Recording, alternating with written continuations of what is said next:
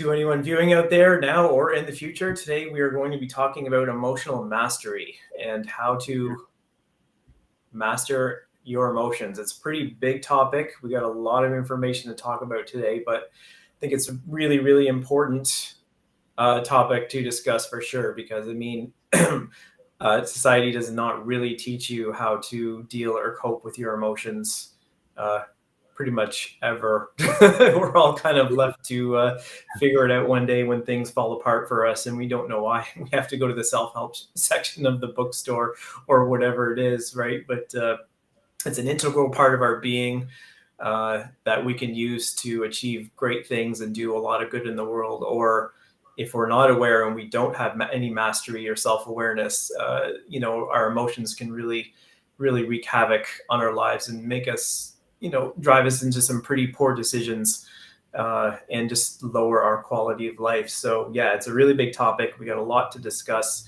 My name is David Hurdle, and this is Sal Crispo, founder of V10 Health. And we've done a few of these live streams already, and I really, really enjoyed doing them. So yeah, let's get into it. I guess first off, welcome, Sal. Oh, I think Sal has frozen. Okay, so technical difficulties already. Okay, let me just go on here, and when Sal can join us again, he will. So we're going to start off about why this is important. And first of all, what are your emotions, and why is it important that we have some self-mastery over them? So first of all, your emotions. What I want you to think about in terms of what emotions actually are is, because science doesn't really have a way to measure that, but our human body does, and we feel that and we know that. But in terms of what they actually are is it's energy that's generated by the body. We have within us our life force that flows through us, and that life force gets imprinted upon by different frequencies and vibrations as determined by our thoughts. And thoughts of a positive nature would sort of imprint on our life force, and that would flow through our body, providing certain sensations of lightness, of heightened feelings of joy, of laughter. And that's determined by our thoughts. And as that energy moves through our body, it provides those sensations according to the frequency of what we're thinking. Or what the body is feeling. And so on the other side of the coin is negative emotions. So negative thoughts would imprint negative frequencies and lower vibrational energies onto our life force energy. And as that flows through our body, it tends to slow down with the heavier frequencies, and it becomes more dense. And those sensations that you feel from the negative emotions tend to be very uncomfortable, tend to be very dense, and we just don't like feeling them. But your life force, as it moves through your body, is constantly imprinted upon by the frequency of your thoughts and your body and your soul and your spirit. And so as that life force moves through your body, it is the emotional energy that is flowing through you. And so that is what the best that we know of so far as to what our emotions actually are. This is from my own experience in meditation and from what I've read. And so because it is an integral part of our being, an inherent part of us, isn't it good that we kind of get to know what that is and what that's all about and the mechanism behind it and how it works? And so, why is it important to master them? So it is certainly, as I said before, society doesn't really teach us how to keep and cope with emotions. It becomes, I think we got Sal back, and yeah, we got Sal back. I'm not sure what happened there. Sorry about that. I got booted. Yeah, you got booted. Yeah. All right, we're back. Let me try sharing again. Yeah. I think something happened when I was trying to share the presentation. Maybe just something got overloaded. Let's try again. Hopefully Okay. it doesn't happen again. Yep. Can you see my screen? I can see your screen. Yep. I haven't put it up Right. yet, but just Okay. pull your screen up. Okay, so I was just doing a little bit of an introduction while you were away, and there we go. Fantastic. All right. Okay, technical difficulties aside, here we go. Okay, so let's move to the next slide. All right. Okay, yeah. So anybody watching right now, we do have comments enabled. So if you have any questions and you want to ask, we do want to make this interactive. So definitely shoot away with any questions that you have, and we're also available at the end for any questions if you want to stick around and chat after or anything. Mm-hmm. Okay, yeah, for Next sure. slide. Next slide. Yep. All right. Yeah. What are emotions and why is it important to master them? Next slide. Um, Emotions express your inner state. Happiness, sadness, calmness, anger, love, and fear are just a few examples of emotions that may arise within your being, that is, body, mind, and soul. And yeah, so it's pretty straightforward there. I think we all know what it's like to feel. We're not machines, and it's a wonderful thing. One of the things that I always like to reminisce about is the challenge. If anyone here is a Star Trek fan, with Data being an android, always trying to uh, experience emotions to be more human, and it's just they just had a really good um, play on the whole situation, and it was quite comical. And in the end, as you all know, if you watched it, he became more human than a lot of the humans on the show. So anyways, so that's all I have to say about that. Do you want to add anything to this? It's pretty straightforward, right, Dave? Yeah, I mean, in terms of expressing your inner state of being, there's so much more to our inner state of being than I think most of us are aware of. Even experienced meditators and inner workers such as ourselves, there's always a little bit deeper and a little bit farther to go. Mm-hmm. And so when you're kind of disconnected with your inner state of being, you may not always be aware of the decisions you're making or the cause and effect of those decisions. Mm-hmm. And life can get pretty difficult, but getting in touch with what you are feeling as an expression of your inner state can be a very good place to start in terms of the journey going within to uncover sort of and build a connection to the unconscious self and the subconscious mind, because not all of them, but a lot of the emotions that can arise come from the unconscious. Mm-hmm. And so, learning that connection with the inner state and what is deeper within that affects you and your state of being and your mood and your joy and your happiness or your sadness or whatever. I mean, it's super, super important for sure. Okay, next slide. Yep. All right. So, unhealthy expression, like water, emotions are a powerful force. If we do not learn to master our emotions, life will be a stressful and stormy experience. And why do people under or over express their emotions?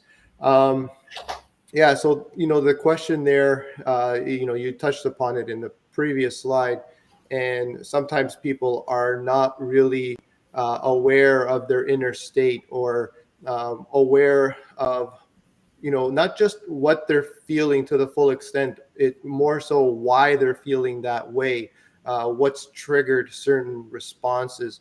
And yeah, I think until you shed light or bring your emotions, inner state, beliefs, thoughts, all the things that trigger an emotional response to, until you bring it into awareness or to light. You're going to have a difficult time, managing or mastering your emotions and your emotional state. Now, why do people over or under express, whether it's a lack of awareness, or even just, it's habit. They could have, um, unconsciously learned it from a parent, where, they had a one parent that was very, just, explosive with anger. And so they sort of do the same thing, or another parent that was very just reserved and didn't, share what they were feeling because, they didn't feel maybe that they were worthy enough to share uh, their opinion or emotions, or, they were just afraid to, because they may make someone else uncomfortable or upset someone, or whatever reason it is. Again, it could be a learned behavior. And yeah, and then there's other things like just pain avoidance. It could be that, people just don't like feeling painful emotions, so they rather just bury them, right? The problem with that is that, if you keep uh, burying them, eventually the expression is, the shit's going to hit the fan, right? And it's going to just blow up in your face. And that's what you really want to avoid. And what we're going to go through and show you how to um, uh, not have that happen, and have a healthy emotional expression. Yeah. Dave, anything you want to add to that? Yeah. So, I mean, the hypo or hyper emotional expression, I mean, we're looking for balance sort of in between the two. You're always kind of they're always going to rise and fall, and you're going to teeter back and forth, maybe a little bit from one side to the other. But when you're chronically in a repressive state or hyper expressive state, neither is good for your health, physical or mental, over the long term for sure. But in terms of hypo expression or just not feeling enough, I think fight or flight. I think a lot of people are living their lives in fight or flight. And um, when you perceive that your survival is on the line, there really isn't any. You become so focused on the avoidance of the fearful outcome that there's really not a lot of time for emotional processing, or digging in, um, or even just feeling. I do think some of it is just part of a protective mechanism. Like if it's a true fight or flight scenario, like Mm-hmm. your life is threatened, you're not going to sit and think, how does this make me feel? You No. just have to, like, if someone's chasing you down the street, you just have to react. Right. And so if people are living in fight or flight, but a lot of people perceive they're in fight or flight when they're not. Mm-hmm. And we're always told the sky is falling, so people have this constant busyness that the fight or flight mechanism sort of makes you go into, and you become more unconscious and more reactive. And I think that type of busy all the time, burning the candle at both ends, fight or flight lifestyle, I think a lot of people live that way, and it becomes a barrier to expression just because you simply don't have the time. I Yes. think I think low vitality is actually a barrier to emotional expression. Mm-hmm. I think there's actually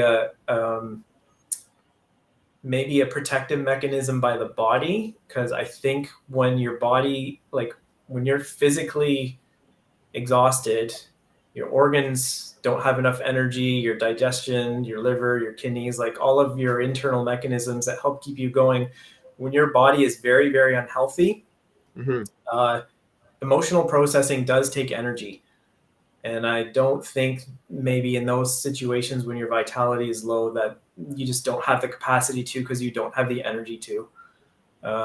So I think for doing some emotional work, it helps if you have a certain level of vitality, and that doesn't mean you shouldn't do it if your vitality is low, because a lot of what could be repressing your vitality is repressed emotions.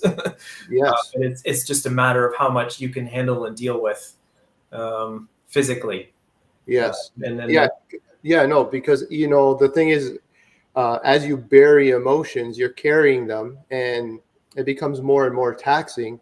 So it's hard to have the energy to do the things to get out of it, like you're saying, like exercise or whatever, or motivated to eat well, or or to just uh, do the even simpler stuff than that, right? Like just uh, with sleep habits or whatever it is, like even simple things like going to bed on time, or you're just not motivated to do that, right? You're just trying to find coping mechanisms or things, pleasure seeking type habits, right? Or whatever it is to yeah, feel good, because you have all these negative emotions that are weighing you down, and you're just looking for outlets, and a lot of them are negative. They're found in people eating sweets and all sorts of other addictions. So yeah, yeah, definitely. And of course, all these things are cumulative, and they're going to lead to low vitality. It is definitely a vicious cycle. So I like how you put that. yeah, And if you are in a low state of vitality, from I remember Power versus Force talked about this, where a lot of people are in a negative state of being, and the negative state of being is, a fear state. So yeah, they're definitely in that fight or flight, and it's more reactive than you thinking it through and responding, or how do I feel? Why do I feel this way? Can I change? What should I do to change? And making all these important evaluations, and changing course, so to speak, right? To better your position and your outlook in your life. yeah. Sure. So yeah, just and so with the hypo and hyper expression, just like you Mhm. said, the denial, and people just do not like feeling comfortable. They do. Sorry, they don't like feeling uncomfortable. Uncomfortable. Yes, I Yeah, understood. Yeah. I said that wrong. And yeah, like you said, the social conditioning, huge. So with the hyper expression, Hmm. um, because that's not good, because emotions do, like, I mean, when you express something, you're releasing energy from the body. Hmm. You can drain yourself over time by releasing too much energy. Hmm. And I think for the hyper expression, I think your own emotions can actually be fairly addictive. Yeah. um, Over time. You just need more of that, even if it's not good for you, right? I mean, that's any addiction. You want more of what's not good for you. Yeah. So I think for the hyper expression, yeah, some people just get so addicted to a certain state of being that they've got to do that. And I think for other people, it's just, some people might be attention seeking, so they've got to hyper express themselves. A lot of that we'll see on social media for sure. People have to take things to the next level just to get more attention Yeah. on their Instagram videos or whatever. I mean, that's all just attention seeking, right? But Yeah. They're looking to feel good, right? They're looking for something to feel good. Like, oh, look at all these people responding to me, and yeah, again, they're grasping at straws, right? Looking for something to improve their emotional state, not realizing that right, they can do that themselves without um, dumping on other people, because that's what they're really doing too, right? Like for many people, if you continuously overexpress yourself, it's like you're dumping a lot of your inner toxic garbage, if you will, and onto other people. If you do it once in a while with people you care about, and you're very selective, and careful with, again, with who you share with, it's different. But if you're continuously doing it with everyone that you come across, then yeah, you definitely are going to find a lot of people don't want to associate with you. That's another thing too, right? Because I was like, why is this person sharing this information with yeah, me? too much information. Yeah, too Yeah, much information, right? So yeah, no, definitely. And I like that. I like how you said that they're addicted to sharing, because they want the attention. They're like, oh, look at me, I'm a victim, and I need to be rescued, and I need to be cared for, and look, all these people are caring for me, right? So yeah, you do really have to be careful with that trap. Yeah, it is. Yeah, for sure. Mhm. And then with the hyper expression, you were just on that, is when you say like I'm a victim or I have this certain mentality that I'm addicted to. It comes down a lot to in the hyper, even the hypo expression, but it comes down a lot to identity sometimes, and just um, the emotions really enforce your sense of self. Yep. They really do. And the stronger your emotions are, the more they reinforce that sense of self. And it's a scary thing to have no sense of self for Mhm. a person's psyche. You have to be pretty strong to be comfortable with not knowing who you are. Uh, Mhm. um, and even then, it's still a false sense of self. We'll talk maybe more about that later in the end. But I Yes. just, I just think for the hyper expression, it's people really, really, they just need to really reinforce that sense of self, because it's what their psychology holds on to Mhm. provide a framework for how they interact in the world. Yeah, Agreed. so hyper and hypo expression, we're just looking for the middle path here, in the middle ground. Your emotions can Hmm. be fantastic, but just knowing how to use them and sort of, keep them either in check when they're getting too hyper, or learn to bring them to the surface and express a bit more when they're not coming up at all, right? So just finding. Yeah, yeah, it's not easy, right? It's a fine line. It's easy to fall, too much one way or the other. Um, and yeah, that's just going to come with practice, I guess. Mhm. And like you can ask the people sometimes who are closest around you, like, do you feel like overshare or undershare, or because you if you ask, let's say, 10 or 20 people who know you quite well, and they all, or 19 out of 20 say, you hardly ever share your emotions or how you feel with me, then chances are you undershare, and vice versa, right? If 19 out of 20 or the majority say, well, you're constantly sharing your emotions with me, and it's too much and whatever, like, yeah, it's good to gauge sometimes if you're not sure with other people around you. Would you agree with that, Dave?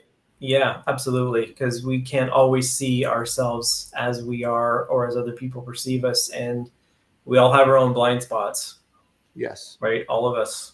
Mhm. So, yeah, definitely good to get some feedback on there. But you have to be humble enough to be able to accept Yeah, it. the criticism, I know. There you go. That's your first challenge, right? And gaining emotional balance. Yep. uh, yeah. All right, so you want to go to the next slide? Yep. Next slide. All right. Okay, so negative states of being and wellness. Negative states of being for prolonged periods can seriously harm your health. Becoming aware of our negative states of being and understanding how to shift back into a positive one is key to maintaining a high level of vitality. Um, yeah, I mean, like you said, if you bury a lot of your emotions, and I think for the most part, that's generally what people do, is burying more than oversharing. I've definitely met more people that bury their emotions than overshare. And yeah, it's just, you hear the expression, what's eating you or eating away at you, and that literally is what's happening, or what burden are you carrying, or it's generally that, and it's just taxing, it's stressful. From a personal experience, there were times in my life that were difficult, and the depression was one of them, and I was carrying it alone because nobody knew. I was a silent sufferer.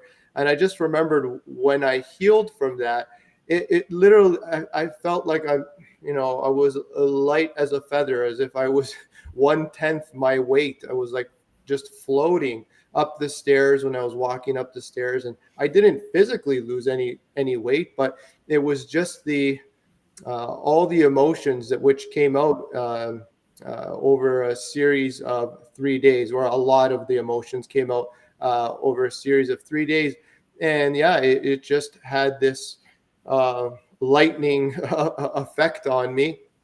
and I realized, wow, I was carrying so much. So I think that just happens to so many people because they're just too busy, right? Like you said before, Dave, they're busy with life, and you know, they're trapped in the external world, or just whatever, trapped or extremely focused, and not really looking at their inner self, and inner state of being, and they're just what's next, what's next. They become, more human doings versus human beings, and they're so caught up in that all these emotions are not dealt with, and over time just weigh you down more and more until something in your body just says, okay, enough is enough. We can't deal with this anymore. It's too toxic, and you end up breaking down one place or another, or getting some form of sickness or whatnot, and it could lead to an endless amount of things. It really is. It could be from stomach pains to headaches to more serious things down the line, like cancer, right? Obesity, and so forth and so on. So yeah, definitely want to learn how to um, deal with your negative states so that you don't internalize them and suppress them, and they start to affect you on a long-term basis. And yeah, that's it. Dave?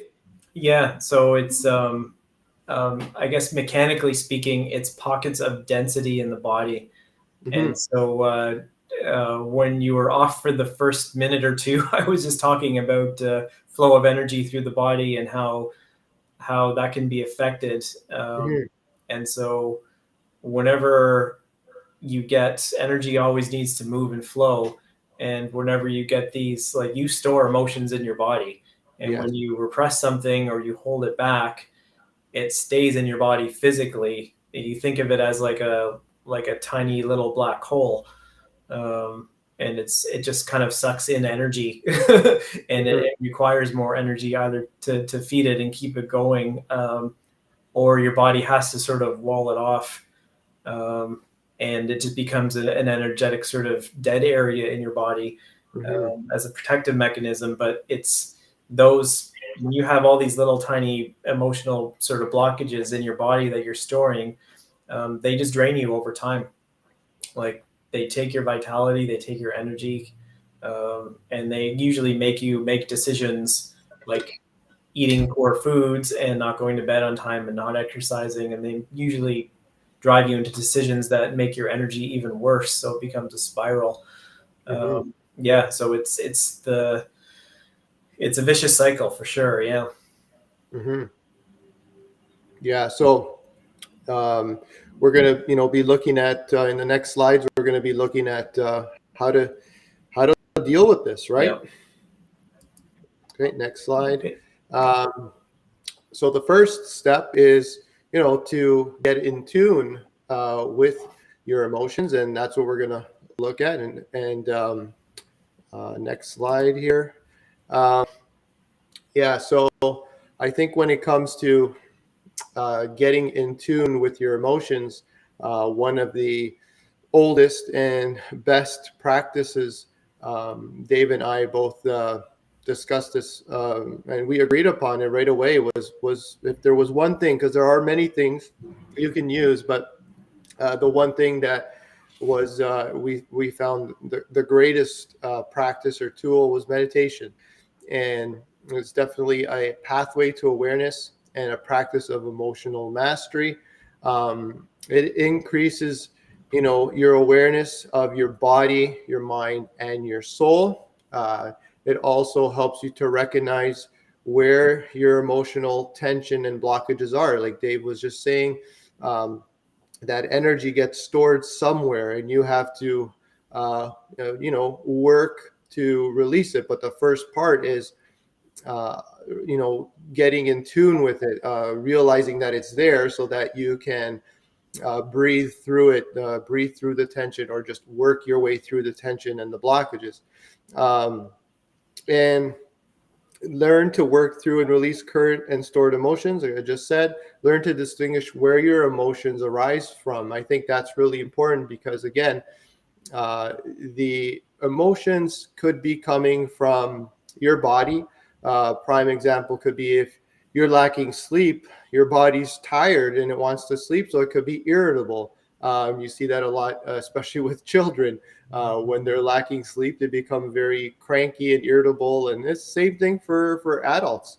Um, and then, the mind, same thing. Like, you have to understand that it could be certain thoughts or beliefs that are affecting your mood. So you need to retrace your thinking, because a lot of times it could be a simple thought of or belief that came across in your mind, like that you wanted to do something, but you told yourself you weren't good enough to do it. Um, and then the soul, if you are repressing your soul, let's say your mind is dominating, like we talked about in our one of our previous talks, authentic soul expression. If we deny our soul expression, it could be sending us, pain signals. And we need to learn if what those sound like, what those feel like too. So again, it's important to know where your emotions are arising from, in order to you know uh, heal through them and release them. Learn to master and refocus your emotions for a more healthy, serene, and joyous life. Yeah, I mean, like we said before, emotions are powerful. So if you can learn how to harness them, I mean, you could. I mean, it's you can create whatever you like, and it's definitely something you want working for you and not against you. Um, and yeah, that's just the whole go with the flow type mindset. Dave, what would you like to add to this? Yeah, so the very key point about differentiating between what your body's telling you, messages that are from the body. I'll get cranky, and then maybe I think it's something going on in my head, but then when I realize I have not had food in 6 hours, and I'm just hungry. Yeah. Um, it's the body talking to me, right? So it's just paying and learning. I think learning to differentiate those is really really key for sure. Between what's the body and the mind is just wound up cycling into negative thoughts that are creating negative emotions in your body. It's a good differentiation for meditation. Um, I think so. Two types of meditation that really helped me in the beginning. One was doing some breathing, and the other one was doing body scans. Hmm. And so the system that I used, if I can remember the author's name, I'll say it at the moment. But there was a Jack Cornfield. There was a book, Path with Heart, that I read, and it helped me quite a bit. And when he talked about getting in tune with your body and the feelings, he used sort of a system of four elements like earth, air, fire, water. And Hmm. when first the breathing helps calm the mind. So if your mind is spinning out of control, because you won't be able to pay attention to the feelings and the sensations if you're wrapped up in your head and your thoughts, right? So slow, deep, rhythmic breathing was really, really key for me to sort of get myself into a relatively still state. And the thing is, bringing yourself into stillness is how you discern information, because everything is frequency and everything is vibration. And when your mind is just it's just like a set of rapids, and there's just things are all jumbled and one thought to the next to the next. It's not really coherent. You can't really tell more of the subtle messages that are coming through. Hmm. So the breathing, the meditation, the body scan, and going over your entire body inch by inch and learning to feel the sensations. And so with earth, air, fire, water, I mean, the most easy areas to feel can be areas of your body that are hot, or areas of your body that are cold, um, or areas of your body that are tight. Hmm. Those are some of the easiest sensations to feel. But then you could get into this, when you get more still and more calm and relaxed, you could feel sort of deeper sensations where you just feel density. Um, and you just feel density of an area, and or something feels hollow, or it feels empty. Um, so there's all these different sensations. You can pay attention to, even so when they use earth, air, fire, water, obviously water, like tears would be obvious, saliva Hmm. would be obvious, but you can actually get into meditation and feel like your pulse and your circulation flowing around your body. Like you can actually get quite in tune with a lot of the deeper sensations that you feel.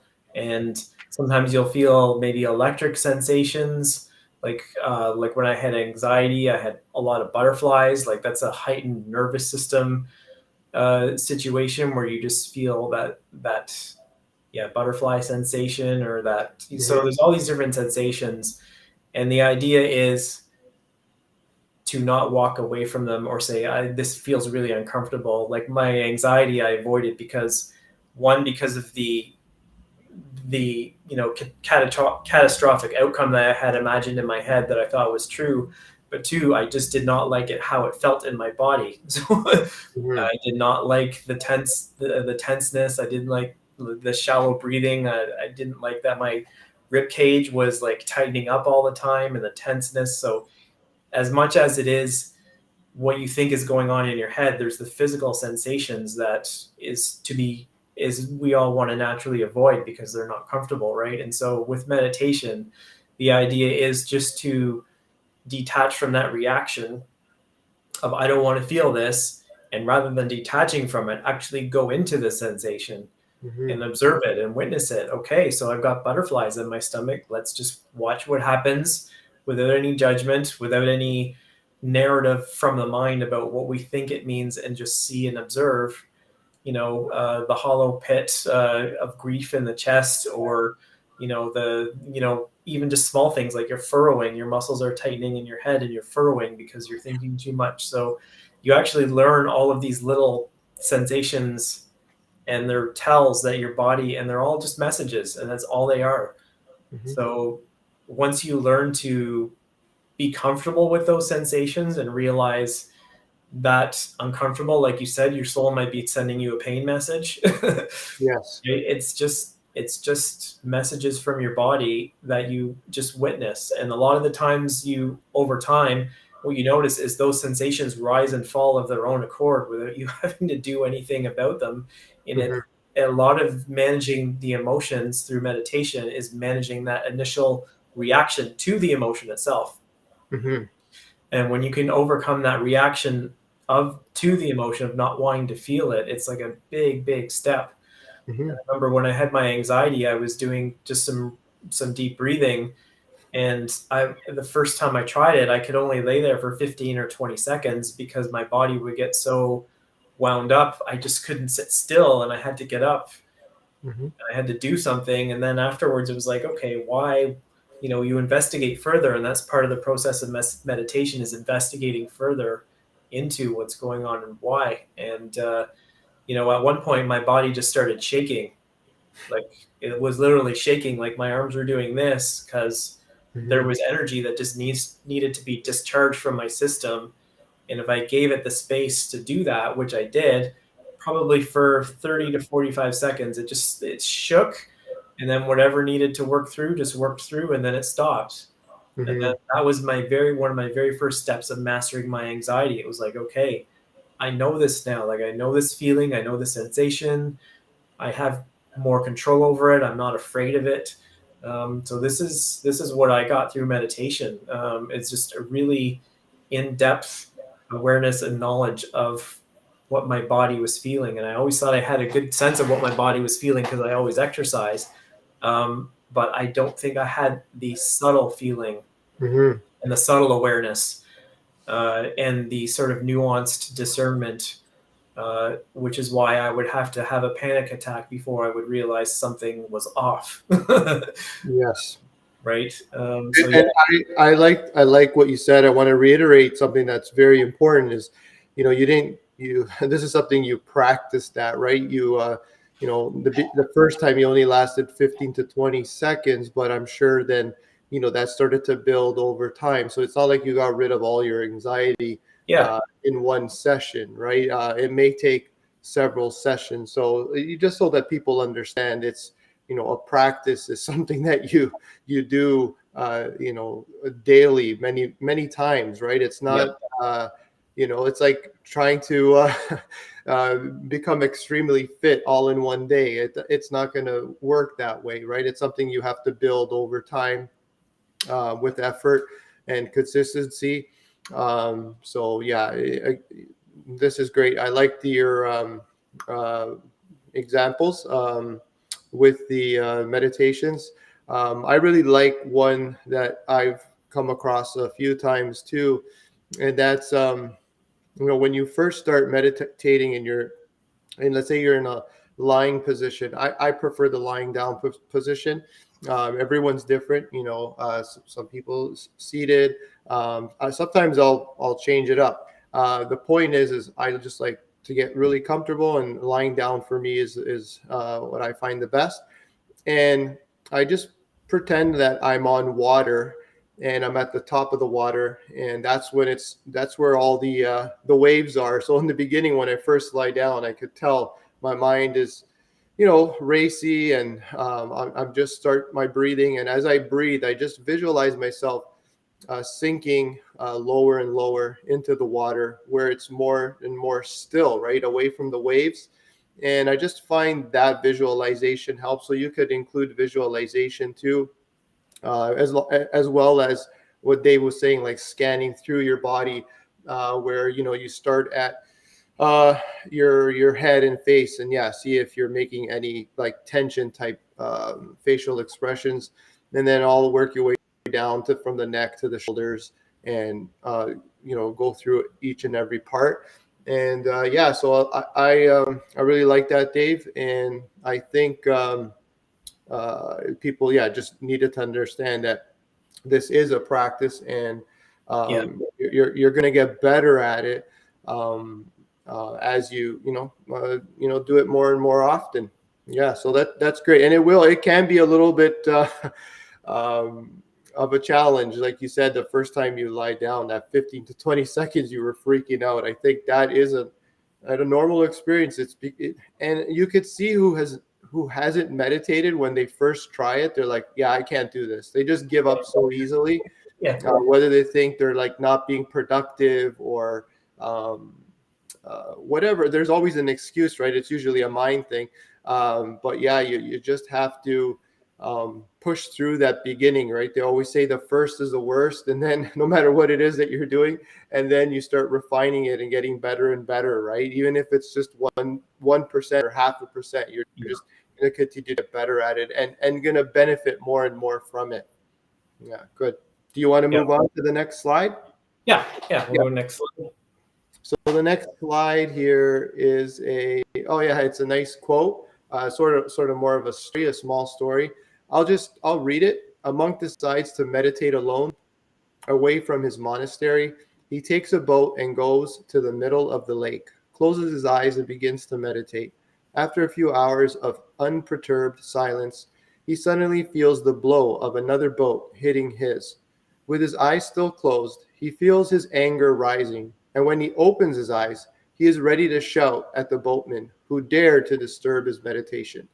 But when he opened his eyes, he saw that it was an empty boat, not tied up, floating in the middle of the lake. At that moment, the monk achieves self realization and understands that anger is within him. It simply needs to hit an external object to provoke it.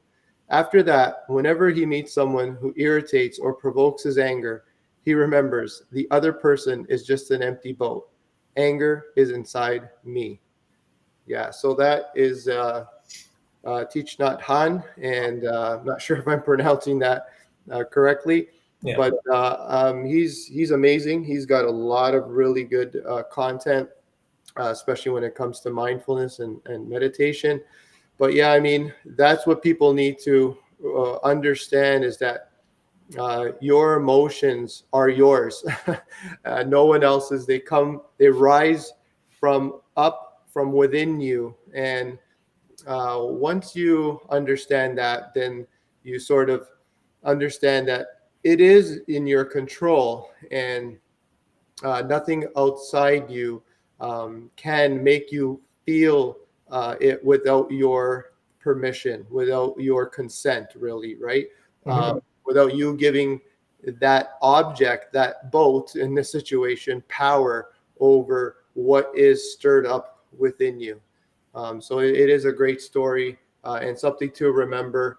Um, and yeah, meditation helps you do that because you're trying to really tune in, and you're really trying to get into a really calm and peaceful state. And once you realize, well, oh wow, I can just close my eyes and breathe, and melt all this tension away, release all this negative stored emotion, and feel so much better after a session. Then it's like, wow, it really is up to me. I change my inner state, and you start to empower yourself, and you start to become more mindful every time a boat does hit you, or something on the the external uh, environment.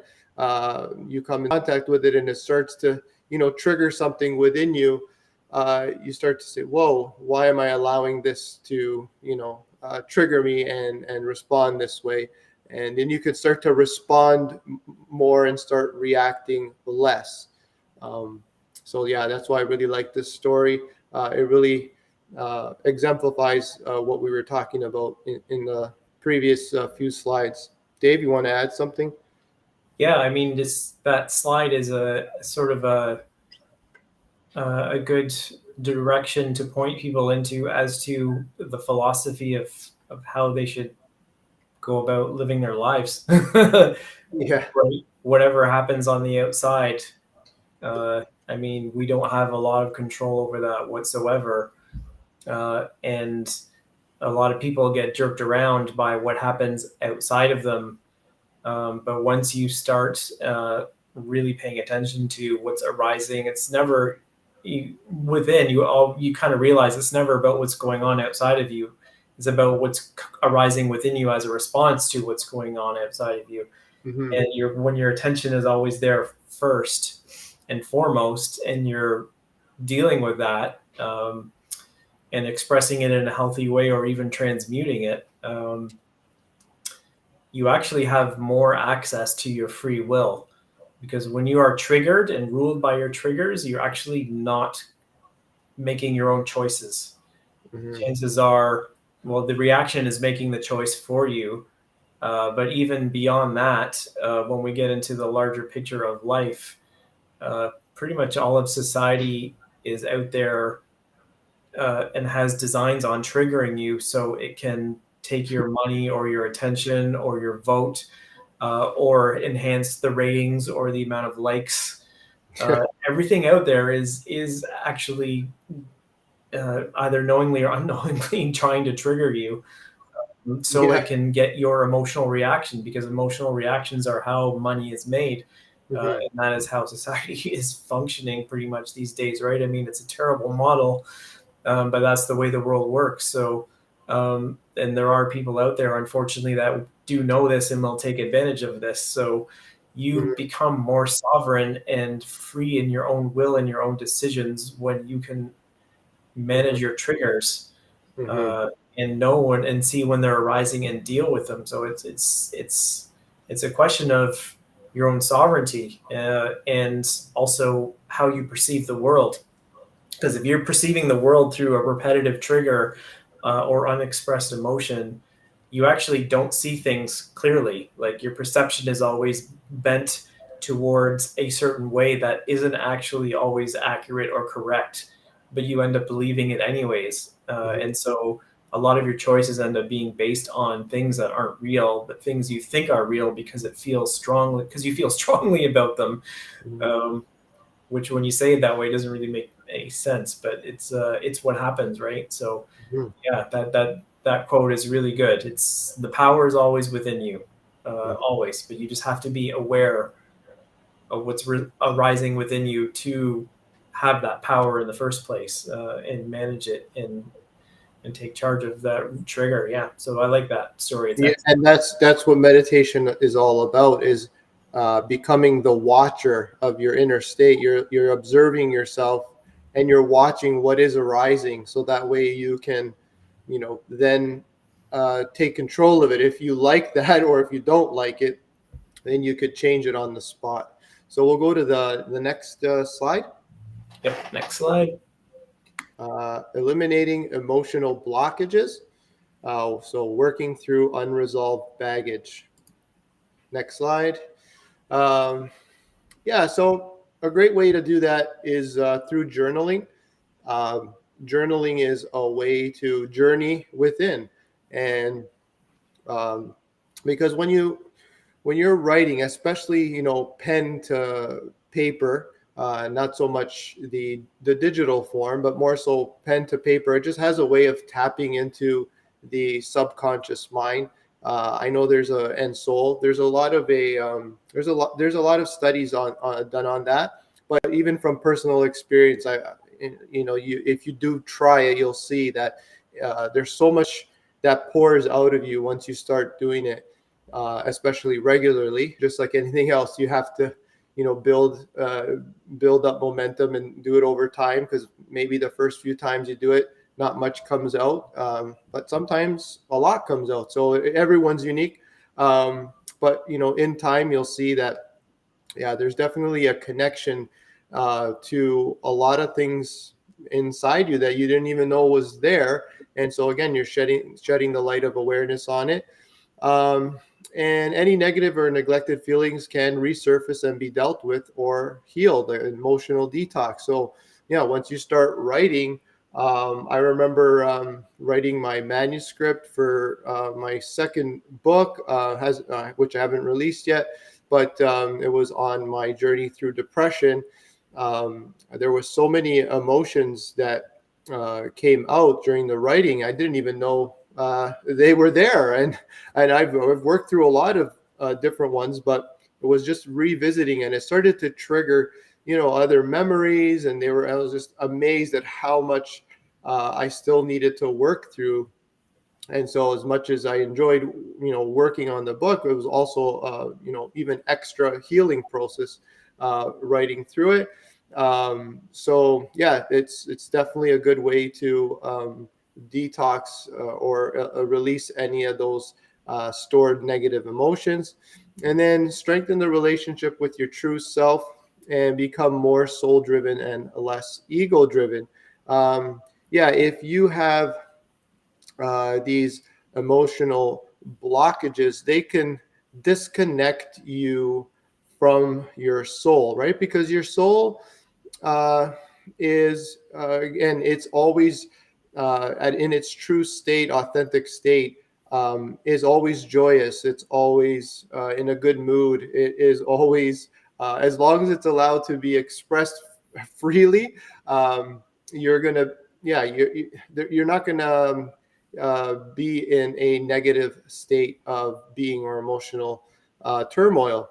And once you understand that, then you understand that you need to work through these emotions, because again, they'll block your connection uh, between yourself and your soul. So your ego starts to take over more and more, because your emotions, like Dave said before, it builds that separate self. It builds up the ego, and you start identifying with the ego.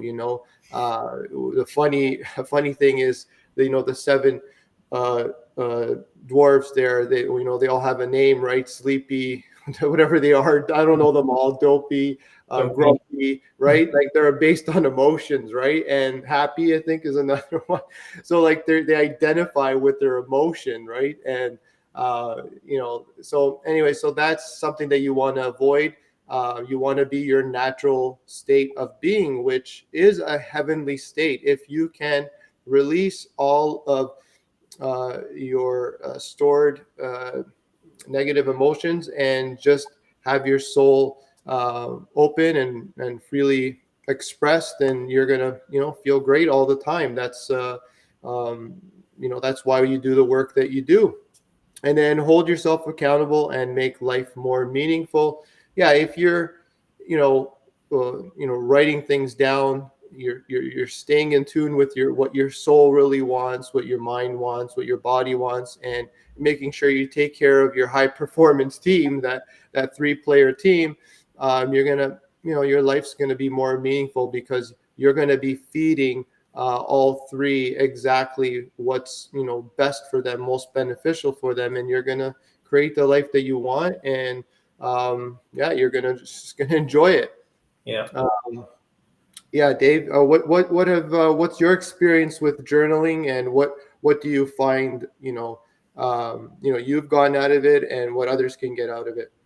Yeah. So as you touched on, there's just, it gets you, I think the main thing there is it gets you in touch with your unconscious, because sometimes there's a lot of thoughts going under the surface that you're not aware of, or don't want to be aware of. Yeah. And this brings them to the surface so you can witness them. And once you become aware of and witness what you're actually thinking or what you're actually feeling, I mean, that's half of the battle right there, is becoming aware. And that's part of the process, is the journaling, for sure. The connection with your soul being blocked by your emotions is 100% true.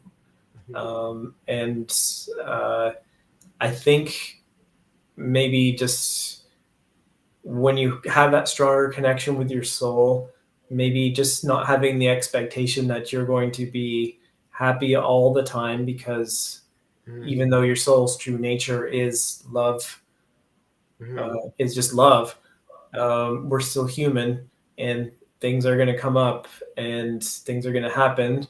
Mhm. But the difference is, uh, you won't let them get a grip on you. Mhm. You won't let the negative emotions control you. And Mhm. not only that, if you are more in tune with what your soul path is in life, when those negative emotions come up, you can now actually begin the process of transmuting them, Yes. and not just expressing them, but taking that energy, because all emotions are energy, and just harnessing that into action that is in alignment with your soul path. Mhm. Um, and I mean, that's sort of more advanced for sure. Yeah. In the beginning, it's definitely about more expressing it in a healthy way and getting that energy out of your system and discharge. But when you can actually become aware of and have that connection with your soul, you take that energy and you harness it. So it takes your emotional mastery to the next level, kind of thing. Um, yeah. Yeah, I'm glad you clarified that. Yeah, what I meant was about the being always, your natural state. That is, if nothing that's extreme is going on around you, Yeah. like you're grieving through death or anything like that, that you should obviously do. But I'm just saying, like, if all your needs are met, Yeah. then yeah, It, uh, it, it raises your set point yes, a yeah, lot. But the bar, yeah, your set point becomes way higher for sure.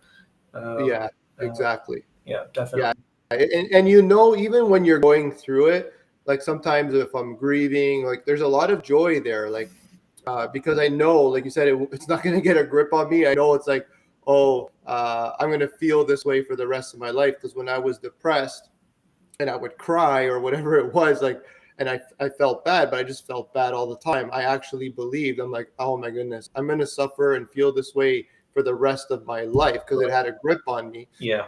So I like that word. This is more, no, I know I feel bad right now, or I feel upset, or I feel whatever is naturally, that you're feeling, but you know that, okay, well, it's not going to last for, it's just going to be a storm, right? Just like the weather, it's just going to be a storm and it's going to go away. Whereas, when there is a blockage and something that's left unresolved, it's like that storm never goes away. Like it's always there and it's Yeah. always casting a cloud over your soul, right? That's basically Yeah. what I meant by that. So good. No, I'm glad you clarified that. Yeah. Yeah. And we'll go to the next slide. Yep. Yeah. Uh, So, how to cope with difficult emotions, navigating through the storms. Navigating through the storms. Yeah. Yeah, Nice. You were yeah, just talking about that. Nice segue. exactly. Yeah, yeah. Willpower, self empowerment through taking ownership of your feelings. I mean, this is it, right? This is with great power comes great responsibility. That's a Spider-Man quote, I believe, and and it's true because you have to, like the story that we read before about the monk. You have to take ownership of your emotions. You can't say to people, well, you're making me feel this way, you're making me or this situation's making me feel like that. It's a possibility that it could affect you, but know that you're giving it consent. Understand that it's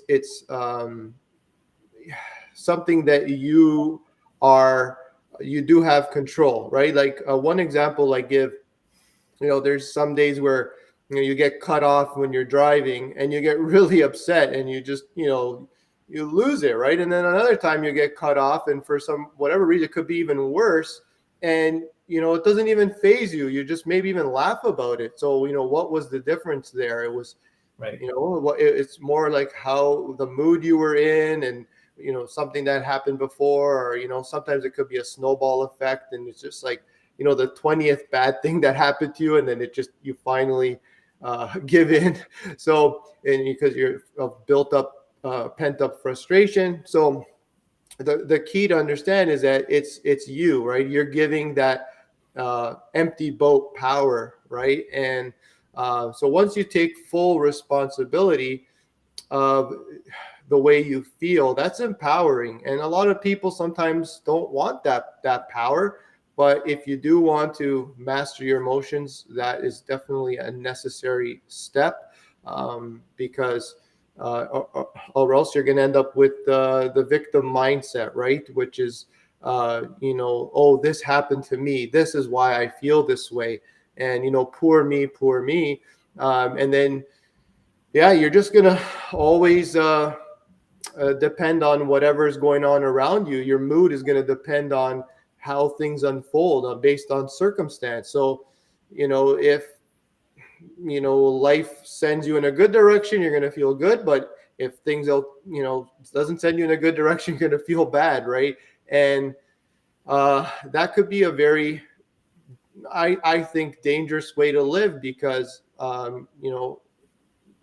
you're probably going to end up feeling bad a lot of the times, because bad things, there's ups and downs in life, and a lot of the times there's things around you that are not they're not going to meet your expectations, or whatever it is, you're going to think they're negative. And if you get into the habit of looking for those things, and you do get addicted to to your negative emotions, you can, like Dave said in one of the other previous slides, like you're going to continue to fall into that pattern of why me, look at me, and then you're going to look for things. Oh, look, this is why I feel bad. Oh, look, and then that's going to become your natural state. Your natural state's going to be a negative one, and it's going to have that negative impact on your health, well-being, and how much you enjoy your life. So yeah, instead become captain of your ship, and captain of your ship, master of your destiny, where you say, if it's going to be, it's up to me. And if I want to feel good, if I want to feel more meaning out of life, if I want to get whatever it is, then it's really up to you. And you put that responsibility on yourself. You cannot control life storms, but you can control how you respond. Again, same principle. You don't, you can't control what other people think of you, how other people act toward you. You can't control a lot of things, but you can control how you respond to it. And, you just don't let other people, I guess, what's the word dictate how you feel, right? Yeah. Learn to live from the inside out versus the outside in. This is one of the Dave's models, which I really like.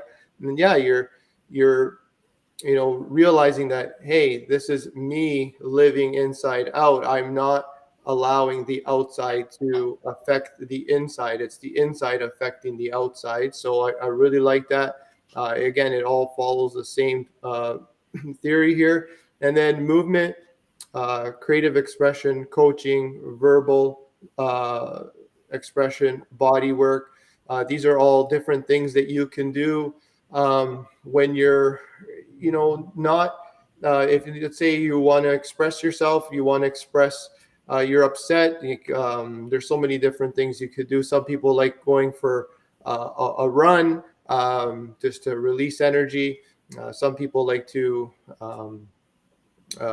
paint or whatever. I remember, Dave, we were discussing this before, and Dave's going to give a lot of explanations. But yeah, for me, it could be anything. Exercise. I really like, exercising. I feel like that releases a lot of negative energy. And then afterwards, I feel great. I come out from, I just like transmute the energy from, again, feeling negative to feeling positive by building up the building up a sweat and then releasing natural endorphins from the workout. And yeah, you sort of shift how you feel, like, because you did something positive that you enjoy, and you release that emotion and you transmuted it into something positive.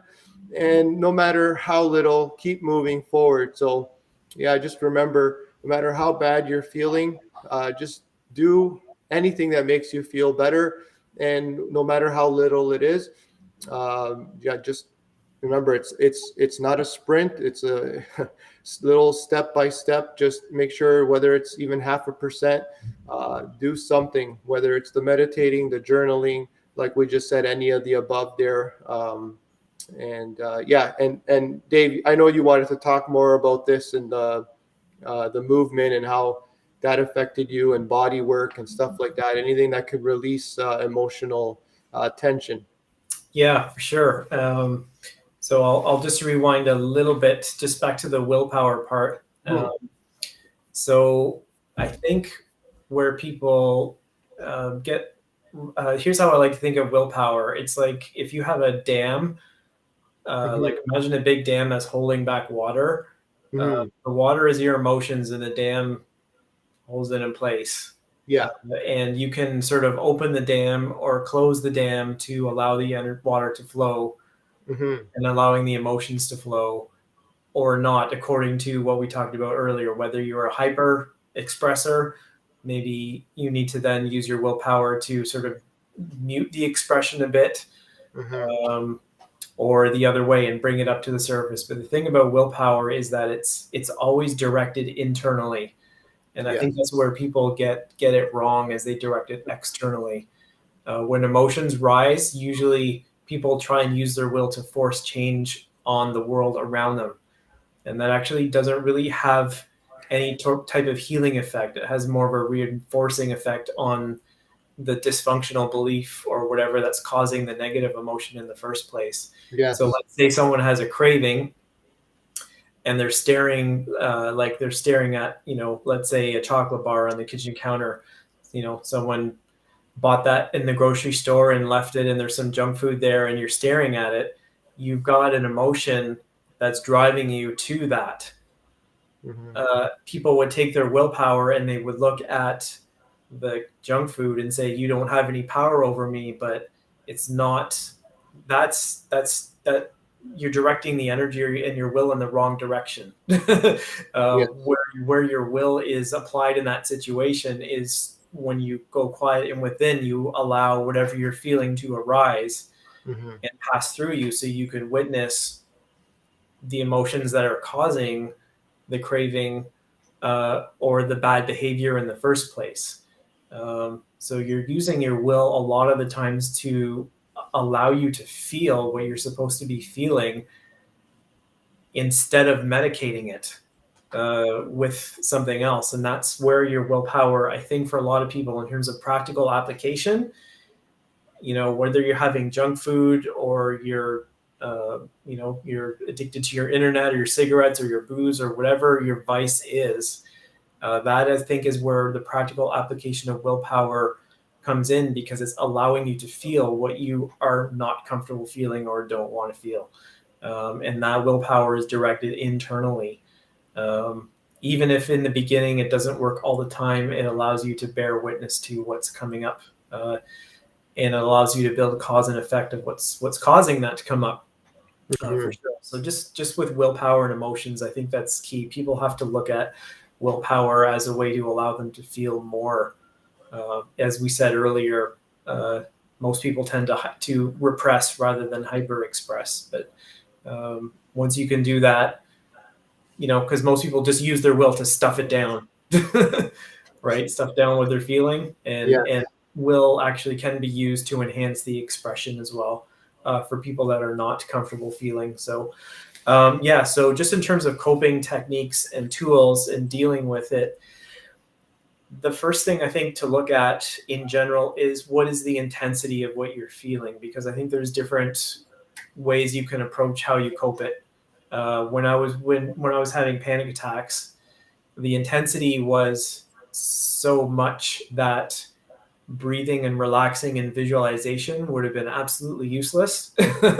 uh, in the moment. It was a good tool later on after the panic attack passed, but in the moment when things are super, super intense, the best thing to do is move. Mhm. Uh, because emotion is just extra energy that's built up in your body, and it needs to discharge. And emotions, you can think of them as energy that cause motion, Yes. or energy in motion is the other one that I've heard. But Yes. when you look at the intensity of what you're feeling, if it's really intense, movement is one of your best options for sure. And when I had anxiety, I used to hike all the time. It's when I first instinctively picked up hiking, because I just Mhm. had so much fear and anxiety. I would just go and go and go until that energy was burnt off. And then I could finally relax and sleep and calm down, because otherwise the anxiety would just keep me up at night. And then if I couldn't sleep, then the anxiety would get any worse, and it would Yeah. just spiral, right? So finding some method of movement, I think, is so important, and one of the most underrated benefits of exercise. And we know the health benefits physically, but in Mhm. terms of your state of being and your emotional wellness, exercise is such a key factor. And the more intense your feelings are and the emotions are, that kind of correlates with sort of the intensity of movement that you should do, provided your body can handle that and recover from it. So yeah, so if you have enough awareness to realize something is intense, uh, then that's one of the best things to do, or even just verbally discharge the energy from your body. I did do some screaming and some shouting, but it wasn't conscious. It was just stuff that came up because I couldn't stop it from coming up anymore. Right? Yeah. Your voice and your vocal cords are a great way of discharging that energy from your body and the expression. So if it's intense, letting out that scream or that cry is the most amazing thing you can do in the moment. But then over the long term, finding ways to vocalize and verbalize, talking to a coach, because when you're in the thick of really intense emotional responses, it really helps to have someone else there to help guide you and ground you. Otherwise, the emotions can take over and you can make some, really bad decisions, Yeah. for sure. Um, so the movement and then just body work, because as we said, emotions are stored in the body. Um, Having body work helps keep the flow of energy going through. And what one of the things that keeps emotional energy from flowing through your body is really bad posture, Mhm. right? I mean, this energy is not, it's just a little bit below physical. It's energy, but it's almost physical. And so when there is a physical barrier, like your slouchy shoulders or your rounded posture or the hyper arch in your back, like all of those things affect the flow of energy in your body. And having body work done to release tension, um, you can really, like, I work on my clients all the time, Mhm. hands-on stuff, and most of the time when I start on a spot, I can see it because I look at their posture and I know what muscles are tight. And they're like, oh my God, I never had any idea how tight that was until someone actually went in there and dug in there and put a thumb or pressed on it. And so bringing awareness to the extra level of tension that is in the body physically, that's affecting your posture, that's affecting the flow of emotional energy in the body. So body work to restore posture is amazing in terms of helping to discharge. And a lot of that is unconscious stuff. Yep. And it's happened to me when I've put clients through certain postures. When they've started having some emotional responses. I know when I was seeing a chiropractor for a while, he said it's not uncommon when someone has an adjustment or a release that all of a sudden they start crying and they don't know why, because that emotion was just released because the posture and the alignment was reset.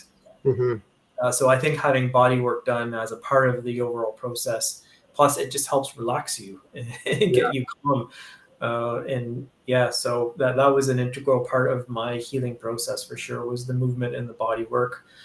I didn't really have the creative expression as much, but I know for some people in my life personally, that having that art therapy or that creative outlet to express the emotions that way. I mean, everybody has their own venue and their own avenue.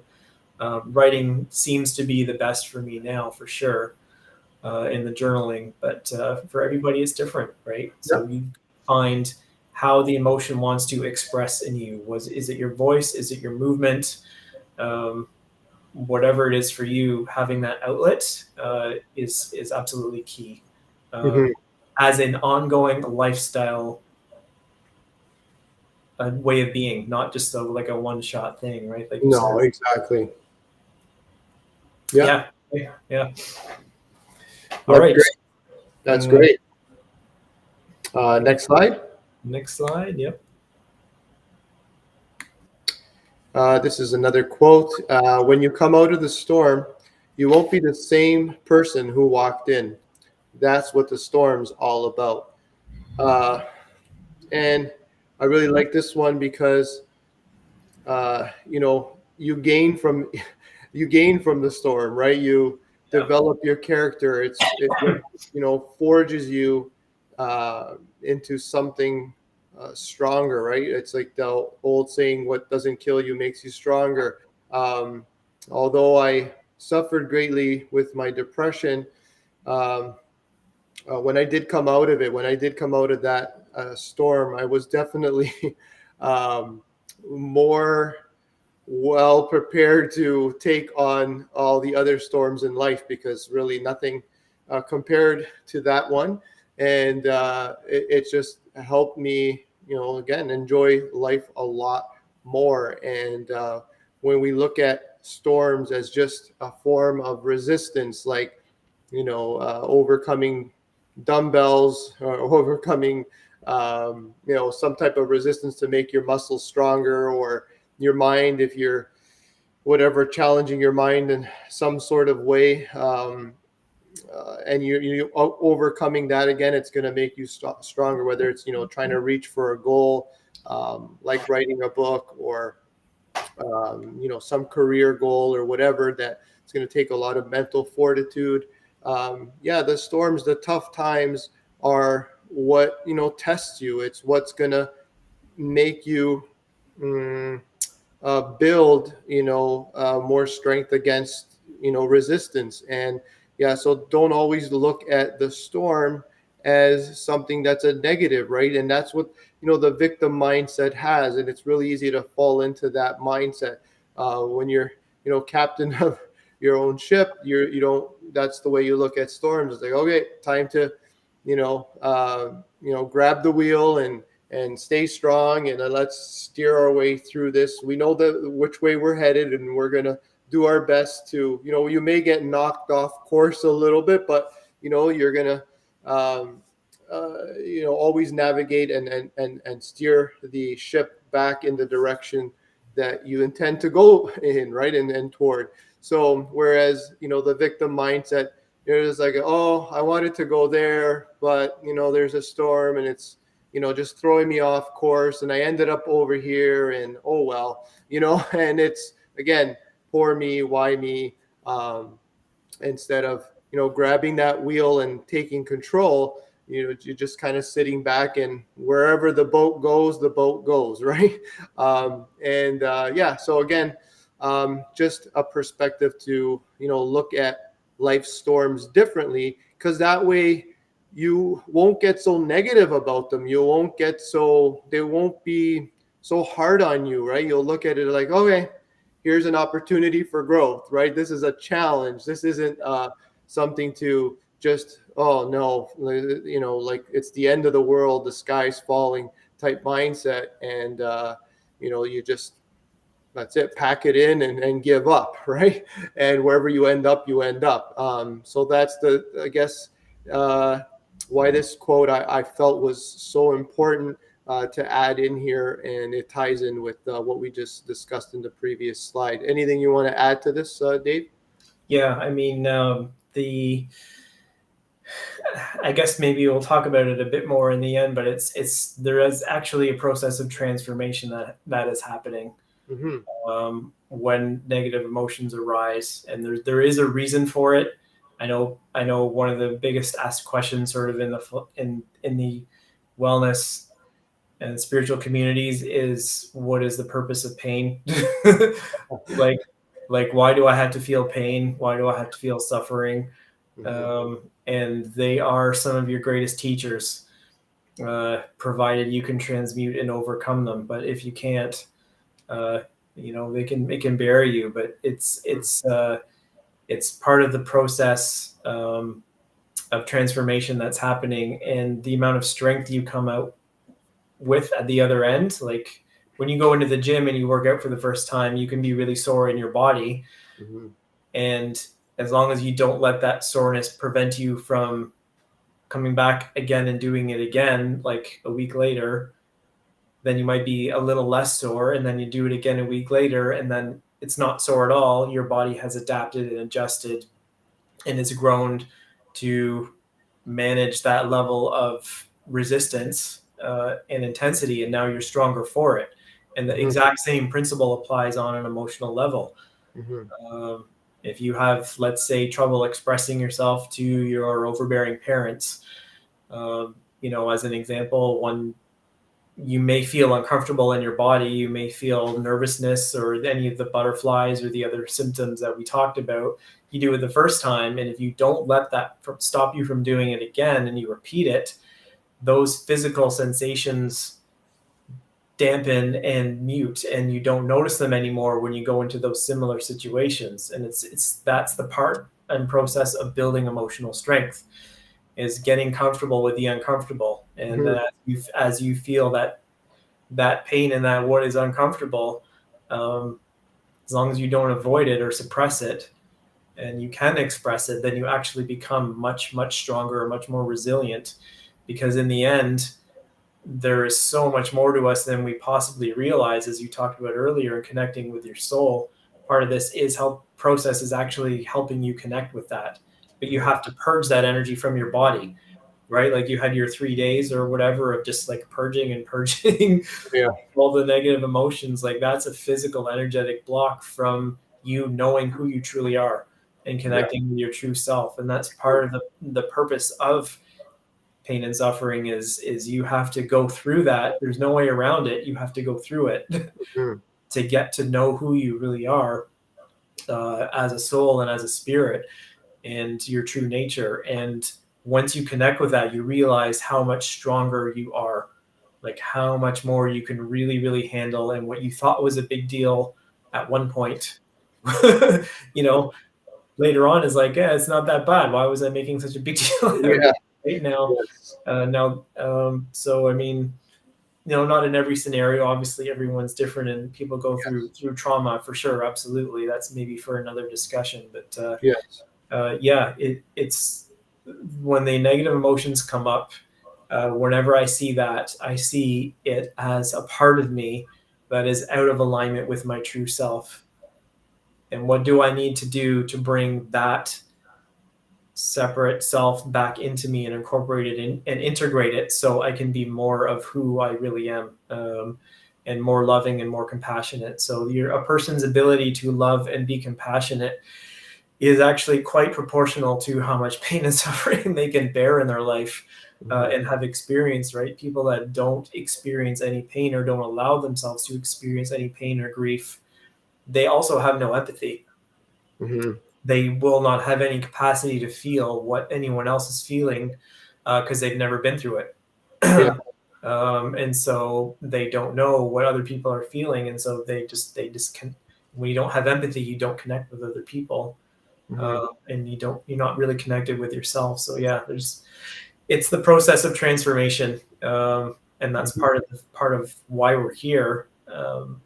It sucks, but you Correct. always but you come out in the end.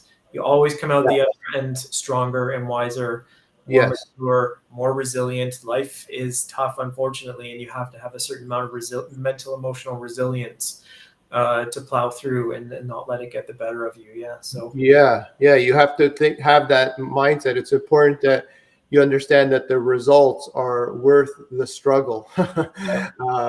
Because you get, yeah, it's like alchemy, what you're saying, right? Like transmutation again, right? You're changing, uh, or metamorphosis from, the caterpillar into a butterfly, where it goes through that cocoon stage, which it's pretty much, again, it's a stressful stage. It's struggling in the cocoon, but eventually, when it does come out the other side, it can fly. Went from right, crawling to flying. And I know that analogy is used a lot, but because it is a beautiful analogy, it's a perfect one. And that's what the bigger the storm, the more you feel that you can fly, once you come out the other side, right? And you have to remember that, like, yeah, this is what this quote means, right? So it's like the greater the challenge, the greater, the reward once you come out. Yeah. yeah. We'll go to the next slide. Next slide, yeah. Yeah. Sympathy versus empathy, understanding the difference. Next slide. Um, yeah, this one is important because sympathy is problem focused versus empathy is solution focused. Dave and I, as coaches, we've learned this lesson a long time ago, that you don't want to take on other people's emotions and as a burden onto yourself, because that only magnifies the problem, and it's unhealthy for both parties. Um, yeah, like, an example for me personally is, when I first started training, I wanted to be, again, it was ego driven. I wanted to be the best personal trainer, because that's where I started my holistic health journey. And I just remember, I want to be the best personal trainer, and I want to, change people's lives. So the intention was good. But the problem was, when I gave people advice, I would attach the outcome to myself personally. So if they listened to me and they did well with it, and it worked, and they got better and they achieved their goals and great results and so forth, I felt really good. But when they didn't, I would take it personally, and I felt really poorly about it, and it would throw off my mood, and it wasn't good, because then I would not have, I wouldn't enjoy my life, but I also wasn't in a good mood for my other clients, right? So again, I would take that personally, and that's not a good thing. Dave will go into some more examples later on. And then empathy is more when I start to let go, and realize it's like, listen, whether people listen to you or not is not your responsibility. Again, you can't control the external world. You can't control what other people choose. You can't. You can only control yourself, and all you can do is give them the best advice. And you put yourself in their shoes, and then you try to think, okay, what would I do if I were in their position, and what's the best possible advice I can give them? And then you do that, and then you just detach yourself from their emotions and the outcome. And I found that way, I had a lot more energy because, again, attaching yourself to the outcome drains you, especially when it doesn't go the way you want it to. It could be draining. Again, you just don't feel good when other people suffer, because then you suffer along with them. And then, you already have your own emotions to deal with. So if you start taking on, if you have 10 clients and you're taking on like 10 different people's emotions, then you have family and you take their emotions on. I mean, that it's going to be overwhelming. And I know a lot of people who do that. They start taking on other people's emotions, and don't do that, because like I said, just handling one person, just handling yourself is a big enough job. You don't need to um, include others in that. But if you do want to help, this is the way to do it. Make sure that, give them the best advice you possibly can, and then let go. Let them work their way through it. Maybe they're supposed to fail. Maybe that's their journey, right? Uh, and maybe they're supposed to fail many times before they figure it out. So just, do what you can, but just detach yourself and don't stress over it. Dave? Yeah, it was a tough lesson for me to learn the difference between the two. For many years, I mean, because we're natural helpers, we want to help people. Yeah. But then when we put it on our shoulders to be helping them, we're actually, maybe, well, not, I don't know about you, but at least for me, it's more of a savior complex, Yeah. where I need to save someone else to make myself feel good. Mm-hmm. And the problems of my clients kept magnifying and getting worse and worse over time. Life kept sending me clients that had more and more difficult challenges, and I was arising to the occasion on some of them. But then at some point, I got one lady who came in, and the previous day she had been beat up by her boyfriend. Oh. Um, and like, I didn't know what to do or how to handle it. And all of a sudden she just started coming out with all this, like, she had all this massive emotion that needed to be discharged. Mm-hmm. uh, and it was obviously quite traumatic for her. And she just went on and on about all this stuff I'd never heard about before, and her personal life. And I won't get into details, but the thing is, because I was being sympathetic, I was taking that on. Yes. And at the end of the appointment, uh, I went back into the office, Mm-hmm. and I found myself literally just doing this. Like, I couldn't like wipe my body down enough. And part of my mind was like, what am I doing? And I realized I was trying to shake off everything that I had just taken on. Like Yes. I needed to go take a shower or something. And that was when I first realized how much of my clients' issues I was taking on to myself, Yeah. because I was being sympathetic. I wasn't being empathetic. Uh, and it really helped my energy, because you don't realize, it's an unconscious thing, how much you take on of other people's stuff. And it Mm-hmm. really does tire you and drain you out. And Mm-hmm. you're no good to anyone if you're tired. Not Yeah. even good for yourself if you're tired, right? So, um, yeah, so the sympathy. Uh, so, I mean, you feel for the person. Mm-hmm. The empathy, I think maybe you actually feel what they're feeling, but I think Mm-hmm. sometimes when you're feeling sympathy, you're also witnessing an issue you have not worked through yourself.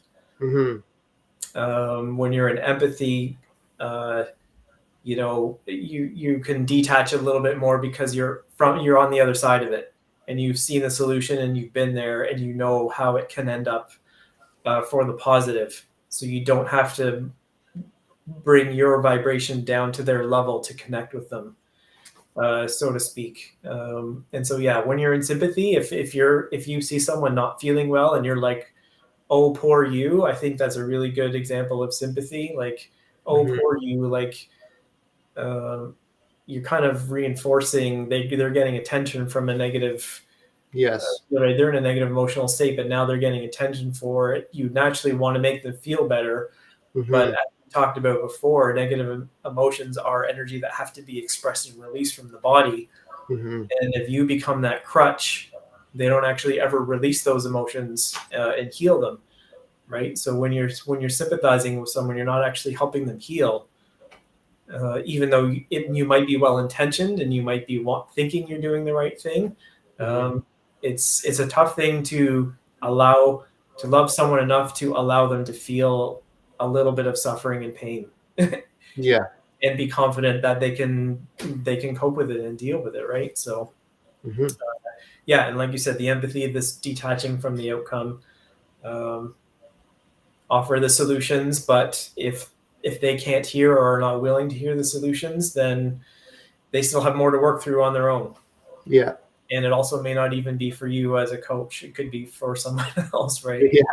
Uh, anyways, yeah. So no, that's very important. It's a big lesson in my career for sure, is learning the difference between being sympathetic and taking on their stuff, and being empathetic, allowing myself to feel a bit of what they're feeling, but not being attached, Hmm. being their savior. Yeah. Yeah, it is. Yeah, that's what it, for me, that's what it was in the beginning. Yeah, just being ego driven and trying to, yeah, either save them or, improve their lives so that I can get recognition or whatever, it's all things to build up your identity, right? Inflate the ego. Yeah. Mhm. So you have to, yeah, you do have to be careful with that. Because then sometimes, yeah, you don't even make decisions that are best for them. Sometimes you Yeah, make right. decisions that are best for yourself, right? Um, and at their expense. So Yeah, yeah, exactly. yeah, that's great. I like that what you said on those points, and I think that's good enough for this one. Yep. Yeah, and if the problem is too big for you, whether you're a friend or family member or a coach, and you don't know how to handle it well, then you should recommend someone who you think would be able to help them, right? A professional or someone like that, right? Like if it's out of your scope, you don't want to give them the wrong advice. So you just let them know, say, hey, that I want to help you, but I don't know how. Let's look at who we can involve that can help you, because I just don't want to give you the wrong advice and make things worse. Yeah. Yeah. All right. So let's go to the next slide, and this is yeah, we have two final quotes uh, from ourselves, from Dave and Sal. So go ahead, Dave. You can share yours. It's a concluding thought. Yeah. So unexpressed emotions reinforce the separate self. Hmm. So we talked a little bit about this earlier, with your connection to your soul, Hmm. and whatever um, negative emotion that is there, that is within you, whether it's conscious or unconscious, is a energetic barrier that prevents you from experiencing your true nature Hmm. as your soul, as a being of pure love. Yes. And we have to have, because I have to get a little bit sort of philosophical and esoteric here, but because we don't experience ourselves as that on a day-to-day basis, Hmm. we sort of have to have a way of getting there. Yes. And that's what this reality is all about. We are so much more than we can possibly realize, on the good and the bad. We're all, we carry all of that within us. But to bring awareness of what is arising within, there has to be an external trigger, Hmm. so we can witness that. And the part of the process of becoming aware of those negative emotions and bringing them up and releasing them, Hmm. um, as I said before, those negative emotions are like pockets of little dense energy in your body, and they're like little black holes. But as you express and release and discharge it from the body, that energy actually dissipates, and transmutes, Yes. and your negative emotions hold that ego self together, that separate self. And the Hmm. more those negative emotions disperse and discharge from your body, the more you can express them as those little pockets of dense energy that are stored all over your body. Hmm. Transmute and release, you actually build a stronger connection to your true nature, to your true soul self. And so whenever something is arising that's not comfortable, you have to go through that. Mm-hmm. You have to go through it, and you have to express it and release it. And at the end, whatever negative emotion, if it's related to a belief or an idea or perception that is out of alignment with love, when you express that in negative emotion, that belief actually just dissolves, Mm-hmm. and you don't see the world in the same way after that negative emotion is released and discharged from your body. Your perception changes. So Mm-hmm. those negative emotions create an energetic and perceptual barrier, as we said, for you to connect with your soul. And it's just a process of refinement. And when you go through it over time, like many times, of uncomfortable baggage coming up, and then get rid of it, and then you level off for a while, and then it comes back again, and then you release. It's a process of refinement of becoming who you are, and that's part of the process. Yes. So there is a reason for it from a larger purpose and perspective, which I could never see when I was in it. Yeah. Because when you're in it, you can only see, well, you can't even really see things properly half the time, but you don't have that big picture perspective of what's going on and what's it for, and the mind always wants to know why this is happening.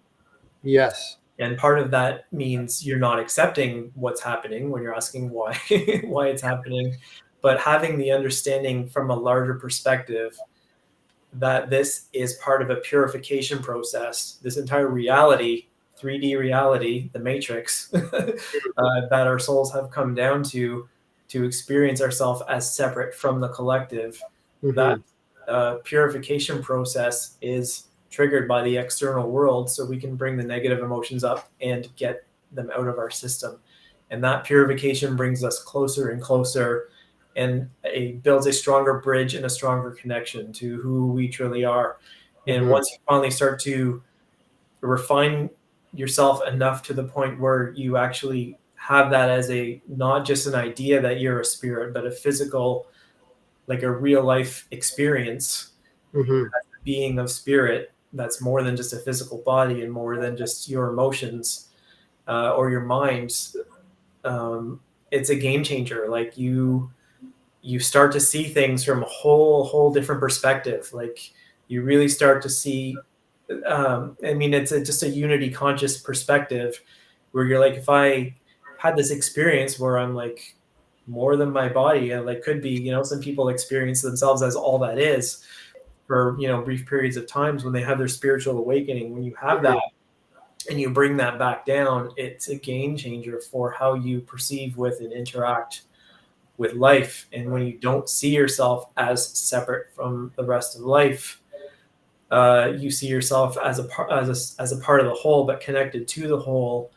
um, your potential is so much more, and so much more Yes. vast than you can realize. But also the strength and your capacity to draw from that is Mm-hmm. also increased. And uh, it's night and day. And so it's a part of the process of waking up. Yes. The purging of negative emotions. The negative emotions hold the separate self together, and the false belief and the false illusion that we are separate.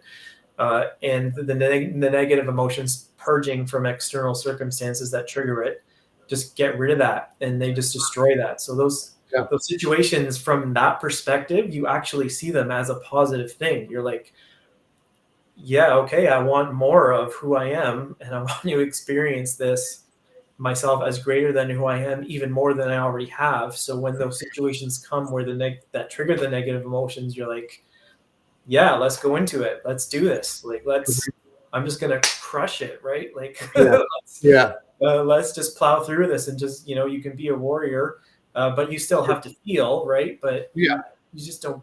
You look at it as a totally different reason, and you see kind of why it's happening from a larger perspective, and that at least has given me sort of a huge peace of mind, Mm-hmm. with not only my own emotions, but also just with what's going around in the world in general, because there's so many problems in the world, and it's easy to get bogged down in them.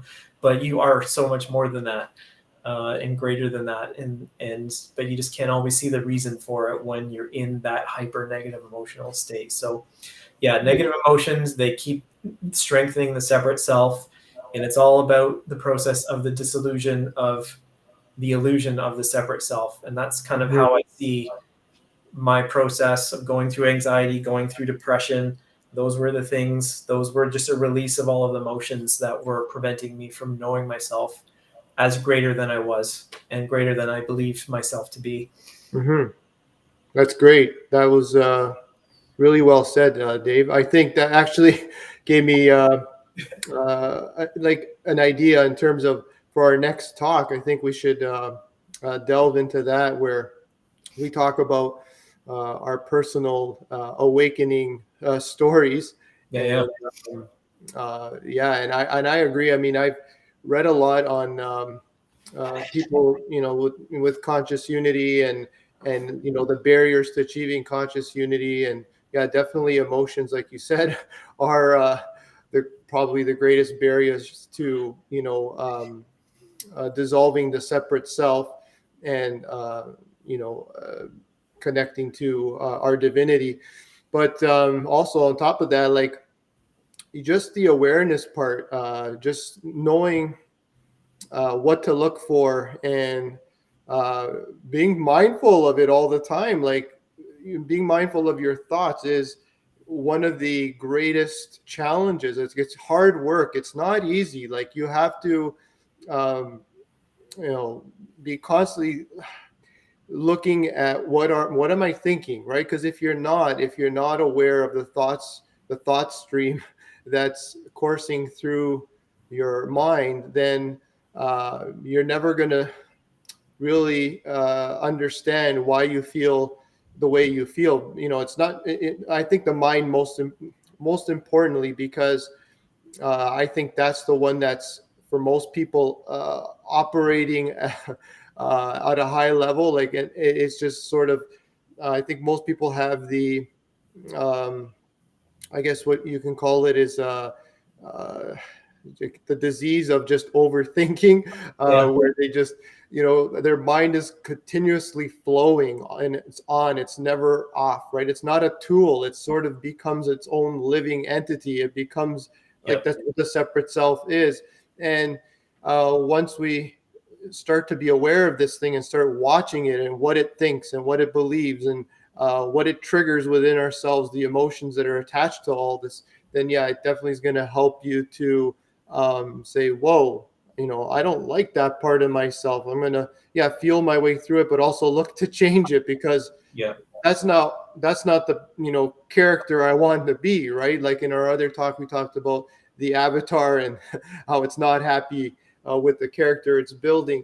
Um, and yeah, so it's definitely something I think we should talk about in our next discussion, like our awakenings. And I'll talk a little bit more about yeah, like my 3 days of purging. And I know I'm curious to hear your story, and I'm sure others are too. And yeah, I just want to, my final thought would be, ups and downs are inevitable, so remember to enjoy the ride. Like, yeah, you again, it comes down to, you can't control outside circumstances. You could only control how you yourself respond to it. And if you're sometime in the future on your deathbed or whatever, and you're looking back, what are you going to say to yourself? Oh, I wish I felt worse when I was going through this, or I wish I felt worse when, no, you're going to say, wow, why did I feel so, badly? Why did I take this so serious? I should have just enjoyed it more, right? So why wait? Why wait till the end? Just, you have the power to do that now. You have the power to look at it differently. You have the power to lead with your soul more, and really appreciate the divineness of life. And uh, just remember that it's all a blessing. It all serves a purpose. Like Dave said, there's a process, and it has to happen. We have to feel pain. We have to go through that to understand the other side of pain, the opposite, the duality. And Yeah. So, and then once we understand that, and we understand that it's just going to be a series of ups and downs, there's no perfect straight line. It doesn't exist. And you wouldn't want it to be boring if it was always up, right? If you always knew you were going to win, Yeah. uh, yeah, it's going to be boring, right? So if you always know what's going to happen, right? Then yeah. The whole purpose of this is the unknown is part of the mystery, right? Is part of the beauty of life, and just yeah, remembering to enjoy every step, whether it be uh, what you expected or what you did not expect to happen, and make the best of it. Make the best of it, and yeah, I think that's pretty much. Like I said, my final thought there. And again, Dave, this was great. I enjoyed doing this with you.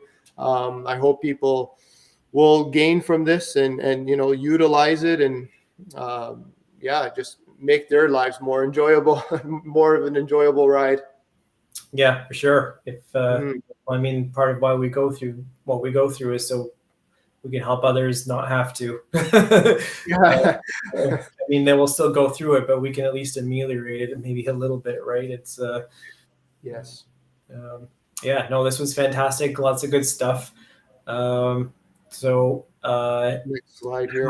how can people reach you if they want to connect with you? Yeah, here on the next slide here. My website is www.v10health.com.